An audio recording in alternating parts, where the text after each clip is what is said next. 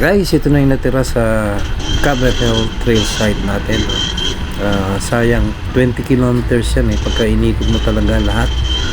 20 kilometers yan, tagus-tagusan yan hanggang Antipolo. Pero ngayon ito lang yung portion dahil nga meron ng may-ari ng mga lupa na ating nilalaroan. Kaya dito makikita nyo naman meron parang natitira tayong mga wide open spaces na pwede tayong mag flat out, ika nga, mataw-hataw. So medyo nakakaligaw yan, no? Pero eventually pagka nakasanayan na natin yung ruta, makukuha nyo na yung makukuha nyo na yung pattern ng ating trail site. Kaya tayo makapaglaro. Ito yata itong liko na to, ang tanda ko, ito yung papasok doon sa Pusaw. Bababa tayo, kaya lang dahil sa binuldoso na siya, so medyo nagano ng itsura. Actually yung Pusaw na to dati makasaysayan din to dahil dito pa lang pagbaba mo niya, paakyat ka na, ang hirap umakyat yan. Kaya lang parang pinatag na ng bulldozer so mahirap na makilala yung lugar.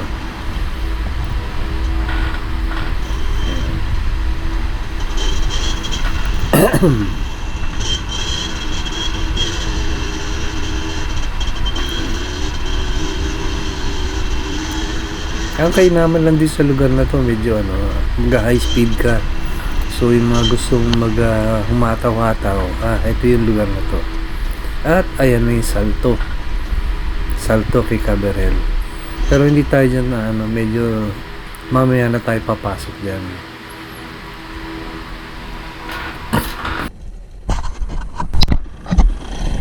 Tayo!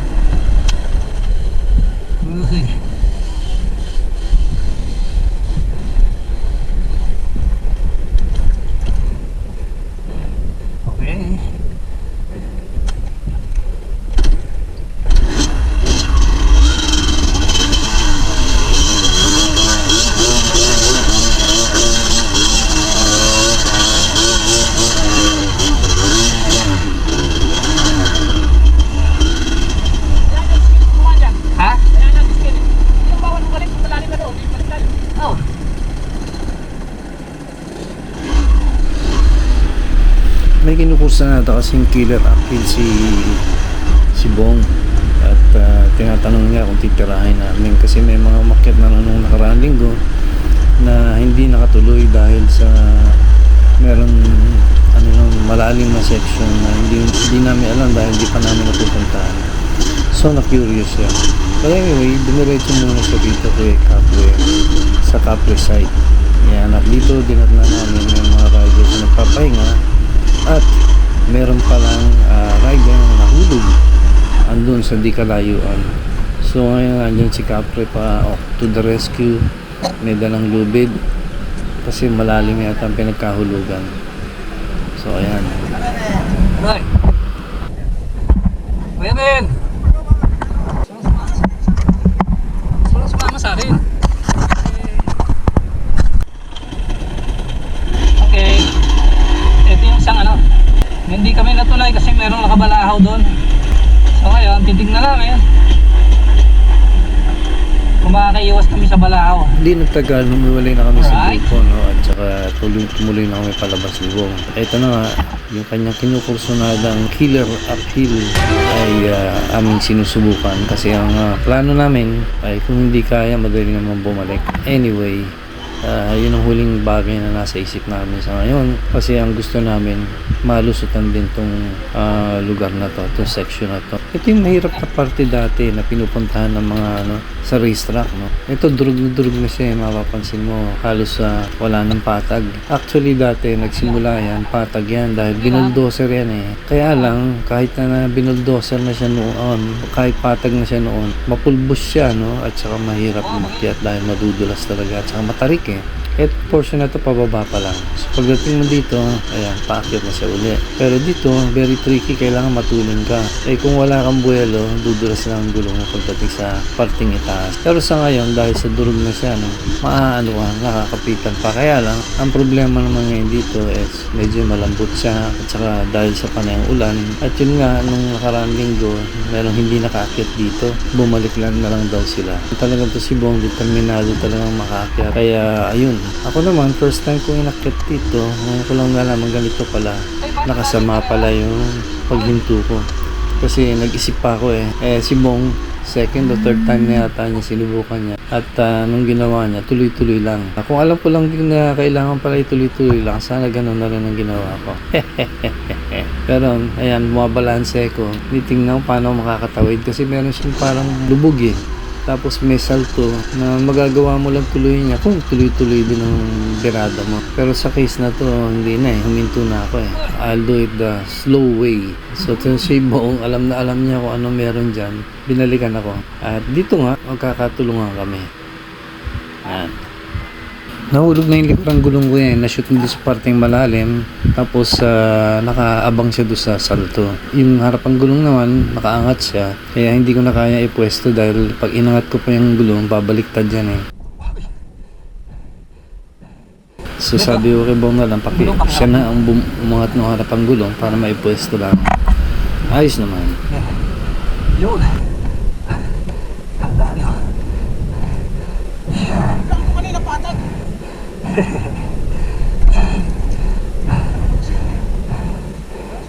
Tinabalaw.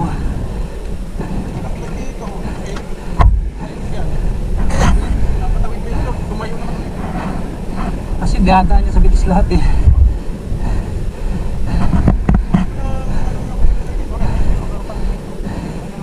Kaya na, nabueluhan mo kanina eh, no? Ako, nag-iisip kasi kaya inaabot ako ng latest thing eh.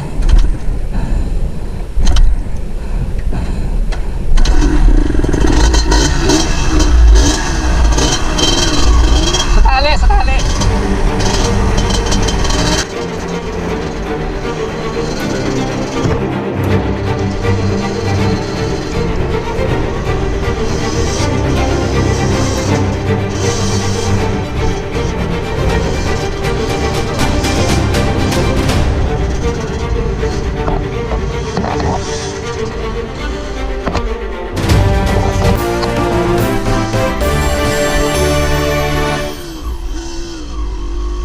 At sa wakas, nakaahon din. Tuloy-tuloy na yan, gapang dito. Medyo mahirap dito ang tutusin, pero kailangan diskartehan mo para makuha mo yung technique. Kailangan may technique siya para maano, pero nakakahingal din.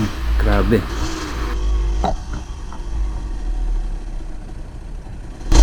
Ha, hakahingal. Hakahingal. Ayun, si Bong sa malayo. Doon pa lang nakikita ko na wagas ang kayang kaligayahan nung natawid namin yung parting yun dahil napakahirap nga naman talaga yan. At di na maubos maisip na meron pang ibang nakaakyat dyan sa panahong ito, sa pagkakataong Dito ito. wala oh. Ayun oh.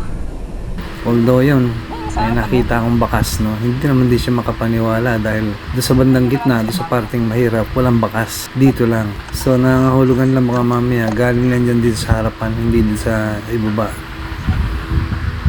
Baka.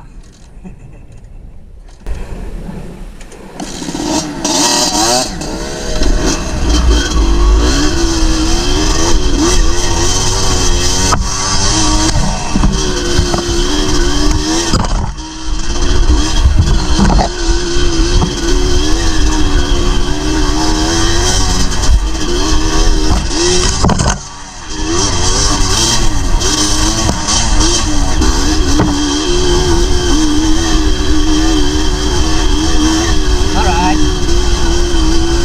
Matagal na pangarap niyo po ako to eh. Ayan, ang bukad. Akit niya. Akit namin.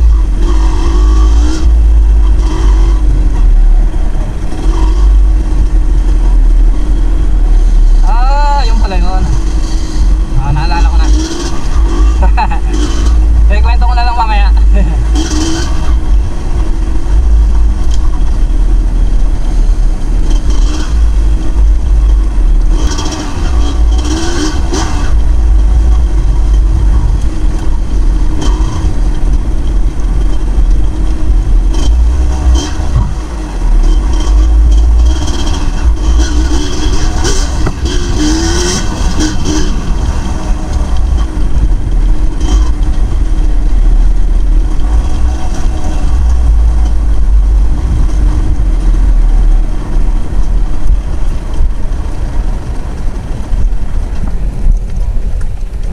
Alright.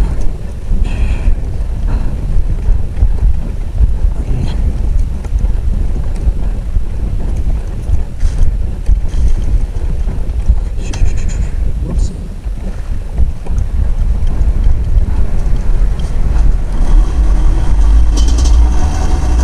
Okay, akit tayo ulit. There you go.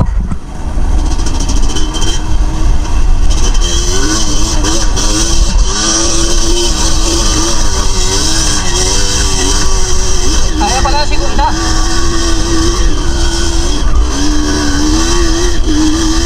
Yehoo! Oh, ayaw ibo akitin.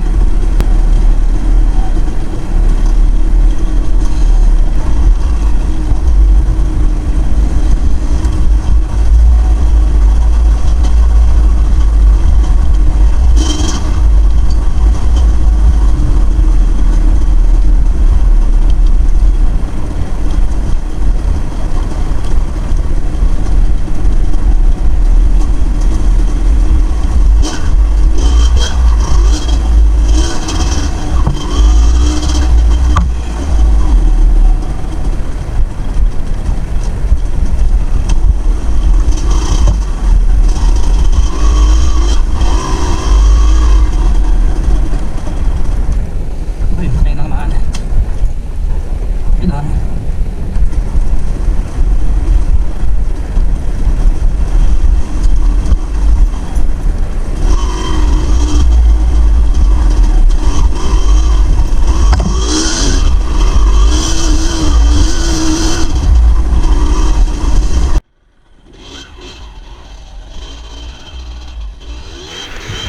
At matapos ang maikling pahinga dito kay Caberhel ay kami ay gumayak na palabas. As usual, dadaan kami rito sa adobehan sa malapit kay Caberhel, ang makasaysayang adobehan. Sa ngayon, kahit mahirap siya ay passable naman. Only legends know. So anyway, tuloy-tuloy lang yan paakyat. Pero ang portion dyan, pagka nakalampas ka na rito, lalo na doon sa mga sako ng buhangin, ayan ito, very tricky dito, makapahinto ka talaga dyan kasi paakyat kung hindi ka palaging dumadaan dyan, katulad ko, hindi naman ako palaging dumadaan dyan, hindi ka preparado, may timing kasi yan dapat bago ka makarating dyan, medyo matulin na ang birada mo, hindi ka masishoot gaya na nangyari sa akin ngayon. Yan, pero wala namang problema. Siguro gusto ko lang ng easy lang. Kaya medyo lang, inconvenience pero ayos naman.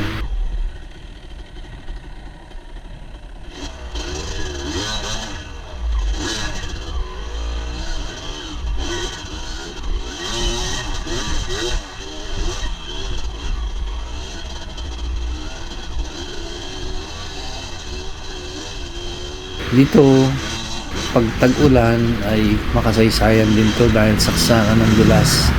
Ngayon sa mga ibang video ko, nababanggit ko to, hindi nyo siguro nakikilala dahil yung mga naunang video ko, pababa kami. Pero ngayon paakyat, ay nako, pagka tag-ulan, hindi rin biro yan. Talagang medyo, pwede mo nang sabihin fiesta. Kasi pagka marami kayong umakyat dyan, nagkakaipunan. Kasi hindi makaahon ng maayos. So ito, medyo nandito na sa liwanag. Kung hindi kayo nagmamadali dyan, baka biglang mag-jump ka dyan sa putol na saldong yan. Kaya ingat lang guys Okay, so ito na, flat out na laban dito. Tira dito, tira doon, halabera. Medyo enjoy na ngayon dahil swabe na.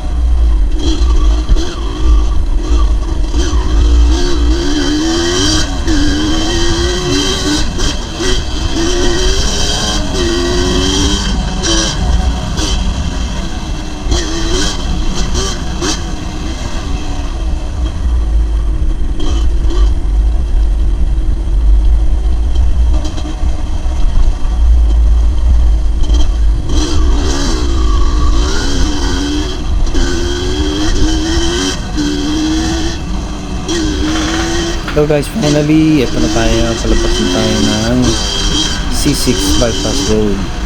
Ayan, kung nandito, medyo dahan-dahan tayo dito, no? Dahil may kabahayan na dito at baka may mga tumatawid, lalo ng mga bata na naglalaro. So, maging concern sana tayo para malapit din ang kalooban ng mga nakatira dito sa ating mga trail rider. At hindi sila na kasi yung iba dyan, lalo na pag tag-araw, malikabok, sobra. So hindi sila natutuwanan pag tayo nagmamadali sa ganitong lugar. Kaya guys, lang tayo, cool lang, chill lang.